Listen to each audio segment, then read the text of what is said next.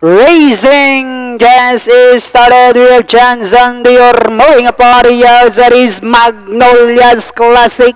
Then comes Royal Kapupo Ninang Mil. While mapaghinala is the early trailer by about 8 lengths of the leader. And going along for the first turn, we have the fast is stepping Magnolia's Classic on its favorite position as the pace setter, enjoying a 3 lengths lead. Royal Kapupo is right behind in second. Chanson Dior mapaghinala. Ninang Mil comes next.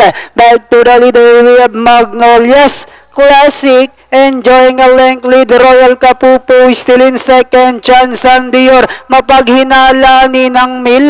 Another fourth turn there, it's still Magnolia's Classic enjoying a 2 lengths lead, and in second remains Royal Kapupo. Chanson Dior mapaghinala and Ninang Mil. And entering the home stretch, we have Magnolia's Classic enjoying a length and a half lead. Royal Kapupo mapaghinala is down on the inside. Last 100 meters, we have Magnolia's Classic. Royal Kapupo mapaghinala is running by the rail. Last 50 meters, Magnolia's Classic. Royal Kapupo mapaghinala. And finally, Magnolia's Classic mapaghinala. Close with Royal Kapupo. Then comes Chanson Dior, Ninang Mil.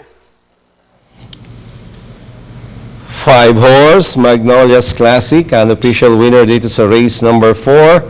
Close for second between Mapaghinala and the 6-horse